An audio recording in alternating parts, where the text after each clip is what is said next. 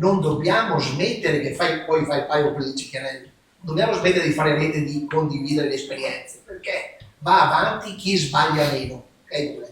Allora in questo l'agricoltore Bovolenta, la famiglia Bovolenta, che sono anch'essi agricoltori, c'è reddito, perché noi siamo venuti qua per ascoltare 3 filoni di discorso: sostenibilità, che è quello che ci chiedono; Made in Italy, che è quello che i nostri politici vorrebbero, e anche noi da cittadini, portare avanti, ma lì in mezzo c'è il reddito. Io francamente temo che dal 26 in avanti avremo sempre più banchieri seduti qua e sempre meno agricoltori.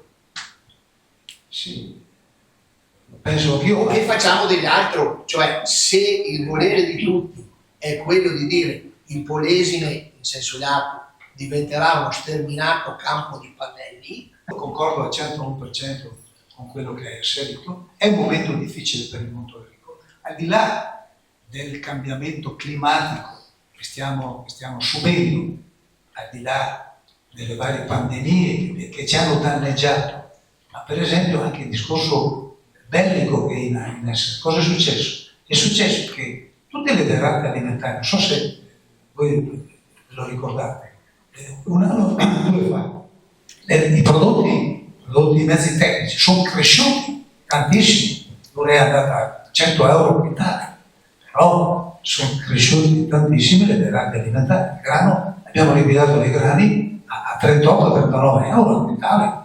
No, gli dici, il quintale. E quindi questo significa che c'era una risposta del mercato. Solo cosa è successo dopo?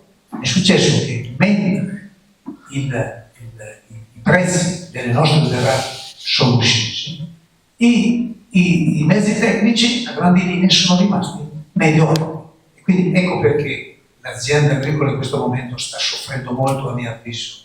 E quindi è un appello che io faccio a chi può farlo. Ho fatto l'inizio all'inizio. Chi può aiutare il mondo agricolo è ora di farlo. E poi, per quanto concerne l'osservazione che faceva la mia amica Chiara Dossi, giustamente il mondo agroalimentare ci deve aiutare, e penso che oserei dire che Barilla lo sta facendo. È stata la prima a farlo, di mettere una premialità sul mercato che altri non stanno facendo, non l'hanno fatta, quindi è stato il primo a farlo. Barilla è stata la prima a mettere una premialità a chi dà i loro grani, chi danno hanno un piccolo disciplinare che tu devi seguire, logicamente, però è la prima che ha messo sul piatto della bilancia una premialità.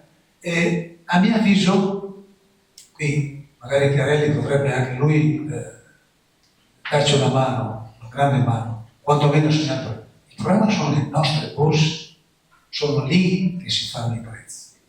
Le varie strutture agroalimentari seguono la borsa, il prezzo è quello là. La borsa. Io ho già avuto modo di segnalare anche al nostro amico presidente nazionale in un incontro a Padova, i nostri rappresentanti si devono ritirare, il prezzo non ci sta bene, via tutti i rappresentanti di Confagricoltura, magari trovare un'associazione anche con le altre associazioni. Mi sembra che la settimana dopo, successiva, quell'incontro a Padova, la CIA ha ritirato tutto. La proposta che l'ho fatto io al presidente nazionale. La CIA ha ritirato tutti i suoi rappresentanti dalle borse, è stata l'unica che l'ha fatta, però bisogna trovare anche lì un accordo. Sarebbe un bel messaggio importante da lanciare.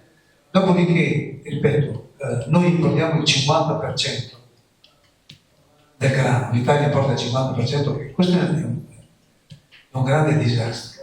E non capisco perché in tantissimi momenti, soprattutto le nostre borse, dicono, porca miseria, non possiamo, in questo momento non possiamo comprare. È una bufala, è una logica per far abbassare il prezzo. Ecco, dovremmo difendere maggiormente il nostro 50%. Barilla parla di un orto italico. Ecco, l'orto italico, a mio avviso, va difeso veramente nel vero senso della parola, sotto tutti gli aspetti. Per fare che cosa? Per portare a casa un po' più di reddito per i nostri agricoltori.